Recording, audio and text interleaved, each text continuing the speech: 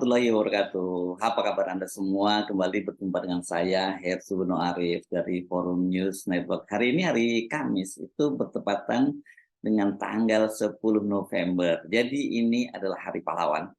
Selamat merayakan Hari Pahlawan. Semoga kita semua bisa mewarisi nilai-nilai kepahlawanan para founding parent kita ya, para orang-orang tua kita terdahulu, para pejuang kita terdahulu. Karena rasanya sekarang ini kita sulit sekali ya mencari figur, terutama di kalangan pemerintahan, juga di penegak hukum untuk menjadi pahlawan. Alih-alih menjadi pahlawan, mereka ini banyak sekali yang sekarang menjadi pecundang ya. Tapi hari ini saya tidak akan mengajak Anda untuk bicara soal kepahlawanan.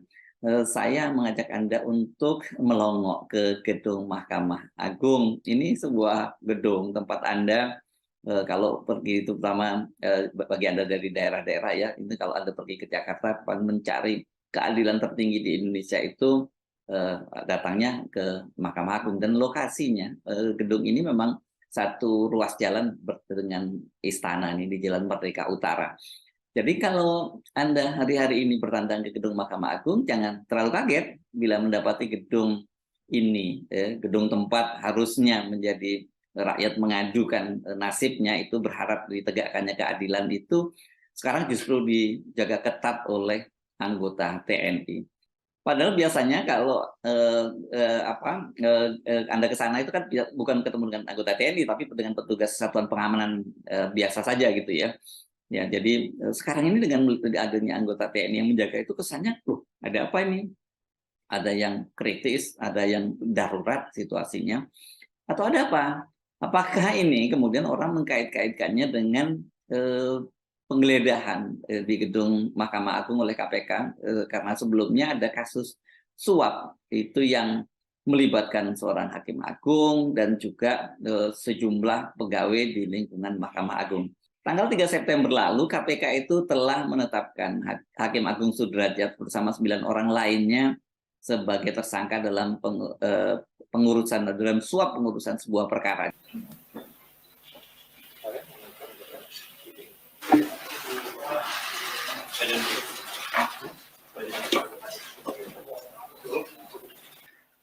Saya akan menyampaikan terkait perkembangan penanganan perkara dugaan suap dalam pengurusan perkara di Mahkamah Agung. Untuk perkara ini, KPK telah menetapkan dan mengumumkan 10 orang sebagai tersangka sebagai berikut. SD, Hakim Agung pada Mahkamah Agung; ETP, Hakim Justisial atau Panitera Pengganti Mahkamah Agung; DY, PNS pada Kepanitraan Mahkamah Agung; MH, PNS pada Kepanitraan Mahkamah Agung; NA, PNS Mahkamah Agung; AB, PNS Mahkamah Agung; YP, pengacara; ES, pengacara; HT, swasta selaku debitur Koperasi Simpan Pinjam ID; IDKS, swasta selaku debitur Koperasi Simpan Pinjam ID. Beberapa tersangka juga sudah dilakukan penahanan sebagai berikut. ETP ditahan di rutan KPK pada Gedung Merah Putih, DY ditahan di rutan KPK pada Gedung Merah Putih, MH ditahan di rutan Polres Metro Jakarta Pusat, AB ditahan di rutan Polres Metro Jakarta Timur, YP ditahan di rutan Polres Metro Jakarta Pusat, ES ditahan di rutan Polres Metro Jakarta Pusat, dan NA ditahan di rutan Polres Metro Jakarta Timur. Saat ini tim penyidik kembali menahan 1 orang tersangka, yaitu SD, untuk 20 hari pertama terhitung mulai tanggal 23 September 2022 sampai dengan 12 Oktober 2022 di rutan KPK pada Kapling C1. KPK juga segera menjadwalkan pemanggilan IDKS dan HT untuk hadir di Gedung Merah Putih KPK dan menghadap tim penyidik. Adapun konstruksi perkaranya diduga telah terjadi diawali adanya laporan pidana dan gugatan perdata terkait dengan aktivitas dari Koperasi Simpan Pinjam ID di Pengadilan Negeri Semarang yang diajukan HT dan IDKS dengan diwakili melalui kuasa hukumnya yaitu YP dan ES. Saat proses persidangan di tingkat Pengadilan Negeri dan Pengadilan Tinggi, HT dan IS belum puas dengan keputusan pada dua lingkup pengadilan tersebut sehingga melanjutkan upaya hukum berikutnya di tingkat kasasi pada Mahkamah Agung. Pada tahun 2022 dilakukan pengajuan kasasi oleh HT dan IDKS dengan masih mempercayakan YP dan ES sebagai kuasa hukumnya. Dalam pengurusan kasasi ini diduga YP dan ES melakukan pertemuan dan komunikasi dengan beberapa pegawai di Kepanitraan Mahkamah Agung yang dinilai mampu menjadi penghubung hingga fasilitator dengan majelis hakim yang nantinya bisa mengkondisikan putusan sesuai dengan keinginan YP dan ES. Adapun pegawai yang bersedia dan bersepakat dengan YP dan ES yaitu DY dengan adanya pemberian sejumlah uang. DY selanjutnya turut mengajak MH dan ETP untuk ikut serta menjadi penghubung penyerahan uang ke majelis hakim. Ini kelihatannya rupa panitera ini selalu menjadi pintu masuk dalam berbagai kasus suap perkara ya, kalau Anda perhatikan. dari panitera lah ini kemudian masuk ke para hakim. Jadi tadi di Mahkamah Agung itu ada 6 orang. Sementara yang 4 orang lainnya itu terdiri dari 2 pengacara dan 2 pihak yang berperkara. Setelah itu KPK melakukan penggeledahan di gedung Mahkamah Agung, dan dalam perkembangan terbaru Rabu malam itu, ini Rabu malam itu tadi malam ya, tanggal 9 November itu KPK telah menetapkan kembali seorang hakim agung sebagai tersangka baru dengan inisial GS. Ini belum ada pengumuman resmi dari KPK, tetapi sejumlah media sudah dapat bocoran soal itu, inisialnya GS. Ini tinggal dicari-cari, dan saya kira mungkin dalam 1-2 jam ke depan itu hari ini sudah akan ada rilis soal ini.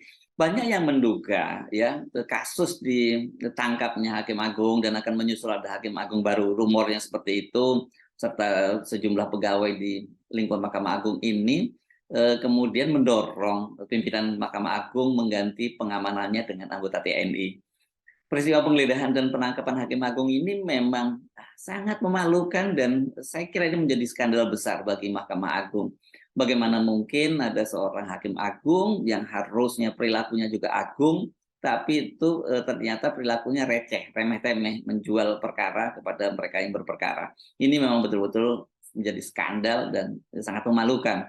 Tetapi kan harusnya bukan dengan cara seperti itu ya, kalau kalau memang malu Mahkamah Agung, harusnya Mahkamah Agung berbenah ya, bukannya malah kemudian membentengi dirinya dengan menaruh anggota TNI sebagai sebagai pasukan keamanannya, sebagai penjaga keamanannya gitu ya. Dan karena itulah langkah Mahkamah Agung ini mengundang kritikan keras dari para penggiat anti korupsi dan juga dari para pengamat dunia peradilan di Indonesia. Kan tadi saya sebutkan seharusnya Mahkamah Agung itu bukan malah membentengi diri, menakut-nakuti dengan menempatkan anggota TNI untuk menjaga kantornya. Kan nggak salah kalau kemudian orang punya kesan ini kelihatannya Mahkamah Agung ingin menakut-nakuti petugas KPK yang tengah melakukan penyidikan dan pengembangan kasus suap di lingkungan Mahkamah Agung. Saya berpendapat hal tersebut berlebihan. Sejauh ini tidak pernah ada kedaruratan yang membuat Mahkamah Agung harus dijaga oleh militer. Itu komentar dari peneliti ICW Lalola Ister kepada wartawan hari Rabu kemarin. Sebelumnya ketika ditanya oleh wartawan, juru bicara Mahkamah Agung itu Andi Samsan Ngandro itu mengatakan bahwa MA dijaga oleh TNI itu tidak dimaksudkan untuk menakut-nakuti masyarakat. Tetapi kata dia agar kerja para hakim agung nyaman. Selama ini pengamanan harian dilakukan oleh Satpam. Nah, logika ini pun sudah mulai salah. Kenapa mesti merasa nggak nyaman gitu? Kenapa merasa takut kalau kerja dengan benar gitu? Ini kan profesi yang sangat agung, profesi yang sangat dihormati. Kalau hakim agung itu menjalankan tugasnya dengan benar, saya kira nggak perlu takut. Ya, Anda pasti Pak Andi Samson Ngandro masih ingat lah dengan salah satu hakim agung Artijo Alkostar itu yang dikenal sangat keras gitu ya, itu kan beliau nggak pernah takut-takut, santai aja naik kendaraan umum, naik ojek, naik bajai, beliau nggak pernah merasa takut gitu. Jadi kenapa mesti sekarang mereka yang bekerja apalagi di dalam gedung harus takut ya? Jadi kalau kata alasan dari Andi Samson Ngabro itu beberapa waktu lalu MA itu mengadakan evaluasi tentang pengamanan yang selama ini dilaksanakan oleh pengamanan internal Mahkamah Agung dengan dibantu oleh seorang kepala pengamanan dari TNI. Menurut dia pengamanan belum memadai sehingga perlu ditingkatkan. Maka atas alasan itu diputuskan untuk meningkatkan pengamanan dengan mengambil personel TNI atau militer dari pengadilan militer. Ini saya kira ini juga alasan yang terkesan dicari-cari. Apa sih yang pernah terjadi? Apakah pernah terjadi ancaman atau pernah terjadi serangan terhadap ke gedung Mahkamah Agung? Sejauh ini kan kita juga nggak pernah dengar peristiwa itu. Atau ada pembobolan perkara, berkas-berkas perkara, kita nggak pernah dengar ya ada kasus itu. Atau ada kasusnya tapi tidak pernah dipublikasikan. Nah ternyata menurut Andi Samsan Ngantro, pengamanan ini ditingkatkan untuk menghindari hal-hal yang tidak diinginkan. Seperti masuknya orang-orang yang tidak jelas urusan kepentingannya, sekaligus memastikan tamu-tamu mana yang layak atau tidak layak masuk di kantor Mahkamah Agung untuk mengecek kepentingan dan melihat perkembangan perkaranya melalui PTSP. Ini semakin membuat alasan ini semakin nggak masuk akal. Ya, penjelasan dari Andi Samsan Ngandro yang juga Wakil Ketua Mahkamah Agung bidang yudisial ini ditolak oleh Esther yang dari tadi ICW ya. Menurut dia alasannya ini tidak terlalu jelas. Ya ini soal kenyamanan hakim Mahkamah Agung. Padahal selama ini juga tidak ada riwayat hakim Mahkamah Agung diancam. Penjagaan tidak oleh militer bukan berarti keamanan hakim agung itu dipertaruhkan, tapi tidak ada alasan yang jelas bisa menjelaskan kebutuhan penjagaan oleh militer, itu tambah Esther. Kendati gedung Mahkamah Agung itu sudah dijaga oleh personal TNI, namun KPK itu ternyata mengaku tidak akan terpengaruh, dan penyidikan dan pengumpulan data-data berkaitan dengan perkara yang mereka tangani, juga informasi itu akan terus berjalan.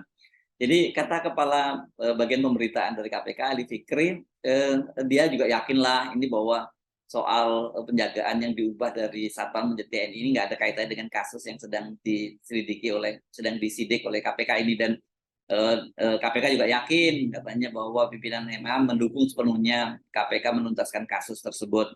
Ngomong-ngomong sebenarnya kalau soal skandal perkara di Mahkamah Agung itu kan bukan kabar baru ya. Sudah lama kita mendengar kasus tersebut terjadi di Mahkamah Agung. Banyak sekali cerita-cerita semacam itu memang tidak terungkap. Tetapi tentu saja selain kasus Hakim Sudrajat ini, salah satu kasus yang paling menggegerkan itu adalah skandal suap ya dalam pengurusan perkara yang dilakukan oleh Sekjen KPK Nur Hadi itu bersama menantunya.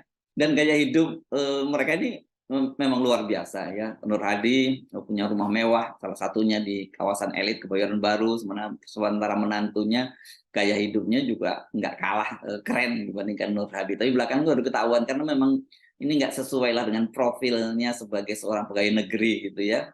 Dan akhirnya itu keduanya itu masing-masing divonis 6 tahun penjara. Namun Nur Hadi ini kan sempat buron ya, cukup lama buronnya, dan kemudian Nur Hadi dan menantunya ditangkap di rumah persembunyian nggak jauh-jauh sebenarnya dari rumahnya karena masih di kawasan Jakarta Selatan juga. Dengan fakta adanya beberapa kasus yang terbongkar dan kemudian melibatkan Sekjen Mahkamah Agung bahkan juga Hakim Agung, seharusnya kan Mahkamah Agung malah menjadikan ini sebagai momen bersih-bersih, bukan malah menutup dan membentengi diri dengan anggota TNI. Ini nggak bisa dibantah seperti apapun juga, ini pasti orang menilai ini untuk menakut-nakuti. Saya sih kira bukan menakut-nakuti rakyat, tapi saya kira memang menakut-nakuti anggota penegak hukum lainnya. Saya kira nih Panglima TNI, Jenderal TNI Andika Perkasa harus harus melakukan evaluasi. Ini ada informasi sebenarnya ini, apakah dibenarkan personel TNI meskipun itu berasal dari lingkungan peradilan militer itu untuk menjaga institusi seperti Mahkamah Agung. Jangan sampai institusi TNI itu ikut tercoreng ini ya akibat peristiwa yang terjadi di Mahkamah Agung. Mahkamah Agung yang Hakim Agungnya yang korupsi, terima suap, nanti TNI yang malah ikut tercoreng. Saya Subno Arif dari Forum News Network. Sampai jumpa lagi. Wassalamualaikum warahmatullahi wabarakatuh.